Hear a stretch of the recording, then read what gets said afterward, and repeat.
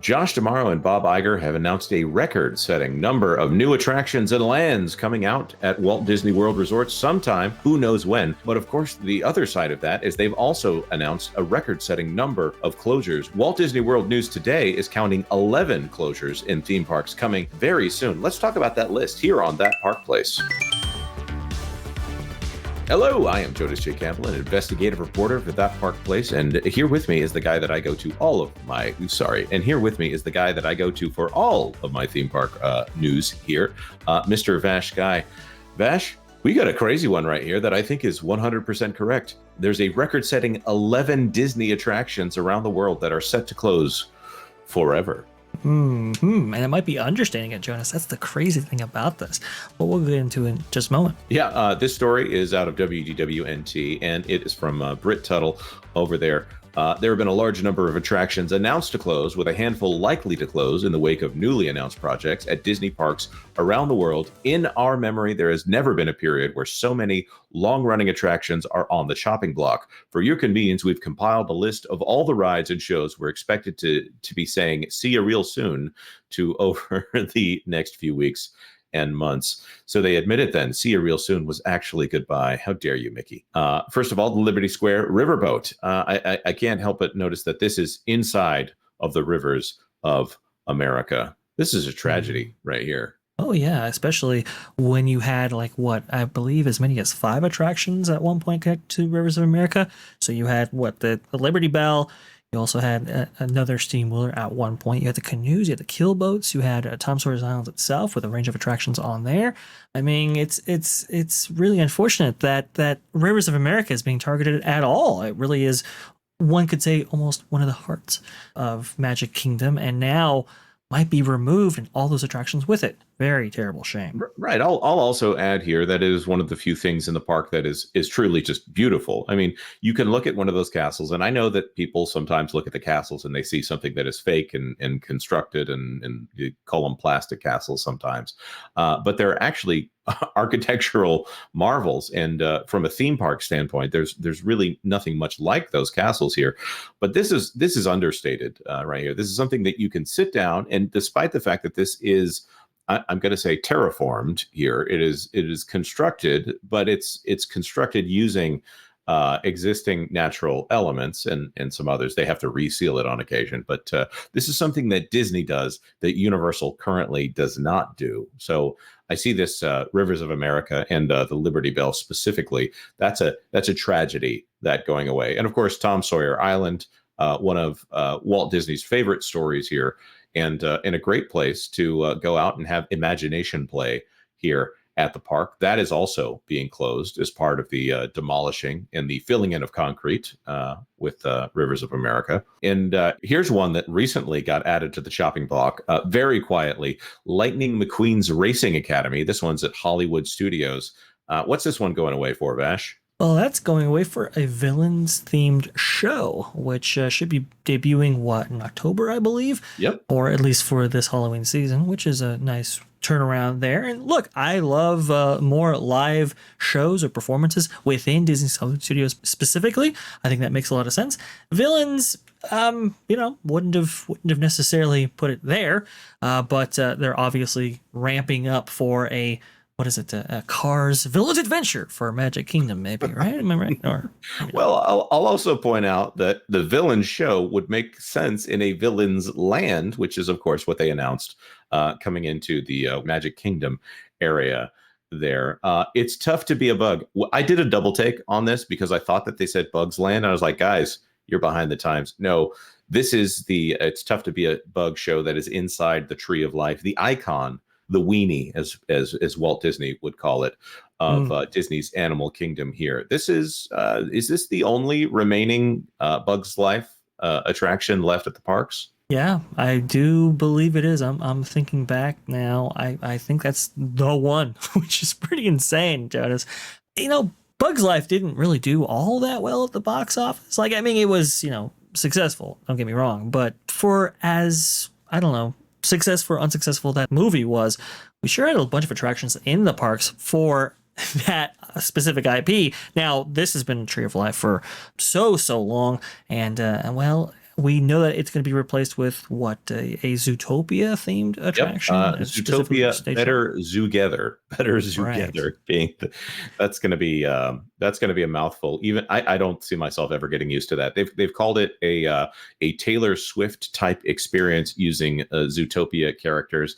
They're going to put Clawhauser right in that spot, according to what we've been able to ascertain here, and according to some sources, they're going to put Clawhauser in the spot where Hopper went, and I think he's going to be a little bit more supportive than Hopper was in It's Tough to Be a Bug. Dinosaur, well, we always knew that was going to be going away. Right, right, yeah. Dinosaur definitely on the chopping block for sure. It has been for a while. I mean, if you see the state of those animatronic characters, Jonas, they just haven't held up very well, and I think the company has kind of resigned themselves to the fact that this will be closing soon. And well, now we see it closing for Indiana Jones as part of a new Topical Americas Yes, the theme Topical for Americas, this man, section of the that's park. perfect. Mm-hmm. Well, of course, Dinosaur was rethemed from Countdown to Extinction to coincide with the Disney animated film, which that is the least referenced Disney animated film of all time, except for the fact that it got a ride. I wonder what it would take for them to reference that one more. But that is, of course, going away in order to accommodate Indiana Jones, which they've already done that ride several times, even at the theme parks that they don't directly own. Yep. Triceratops Spin. This is part of the Dinoland USA being replaced by, as you said, Topical America's Land.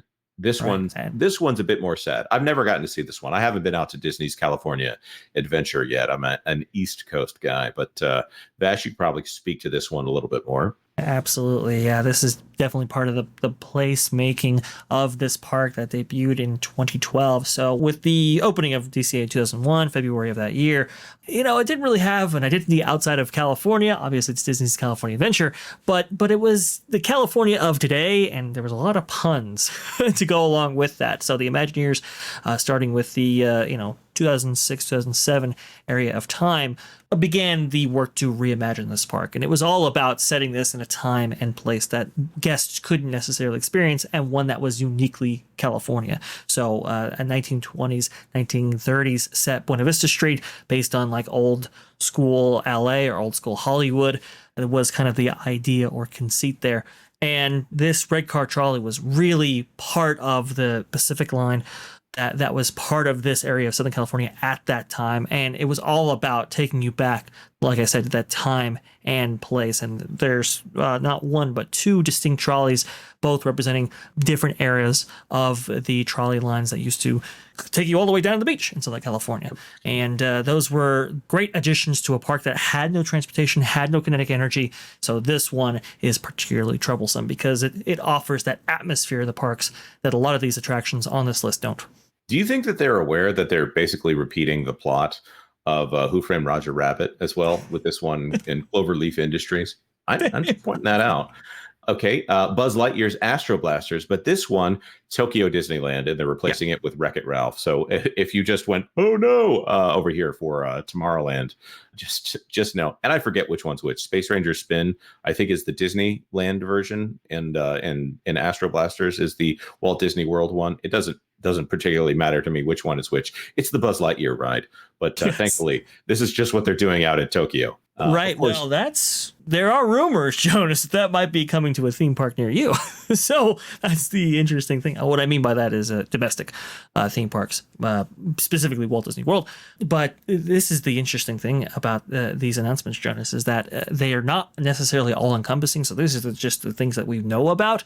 But like Red Car Trolley, for example, that might incorporate multiple attractions like the animation building, the Hyperion, for example, the Monsters Inc. attraction in Hollywoodland. With this was right next door to Space Mountain in Tokyo that just recently closed forever. So, there's a lot of attractions closing in a very short time period. Well, of course, the other thing about this is when they're replacing an attraction at the Japanese park, they're basically, and I don't know that this is actually what happens on the books here, but if I were Tokyo Disneyland and I was paying all of those fees to have them design a ride from scratch, or sorry, design an overlay from scratch, I might try to get a little bit of a discount if they end up using that same ride concept over in the United States. I mean, having them pay the entire bill for doing the concept for a ride, I don't know. Let's see here. Of course, Star Wars Launch Bay.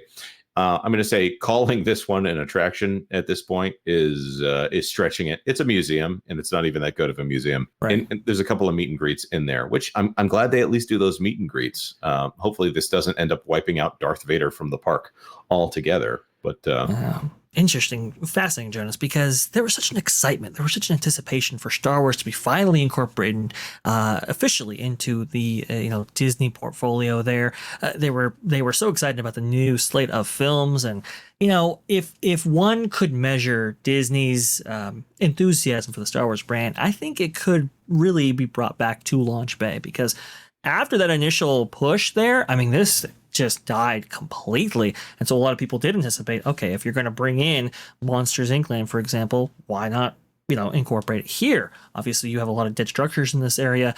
This goes back to the long heyday of Disney's Hollywood Studios back in 1989 and thereabouts. So it just made a lot of sense. And hopefully this is the case, but I don't know, Jonas, Muppet Vision 3D.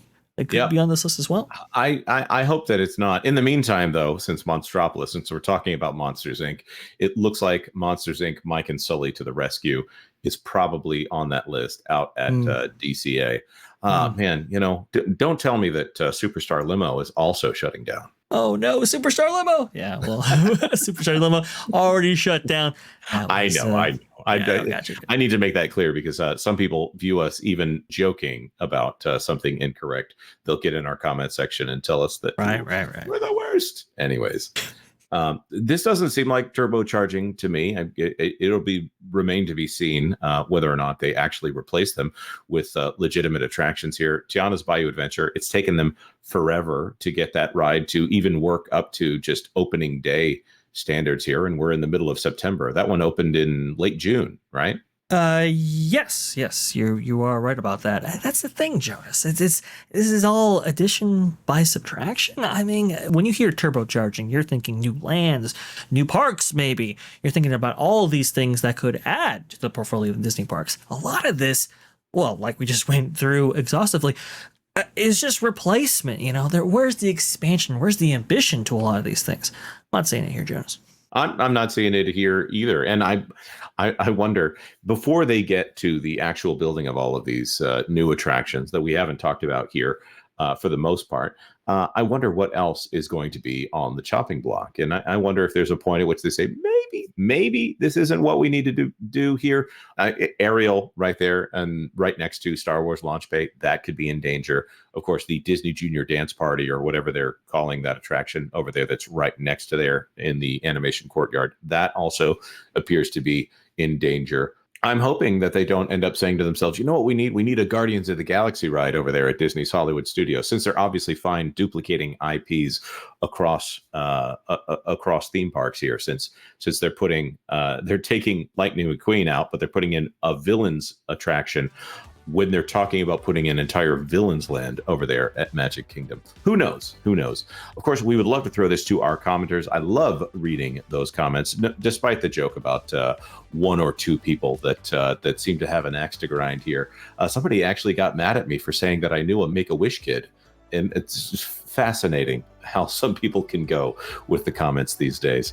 Anyways, like this video if you like this video, and consider subscribing to That Park Place for all the news that should be fun. Thanks for watching That Park Place News. For more information, consider checking out www.thatparkplace.com. And don't forget to subscribe, share, like, and send this out on your favorite social media accounts.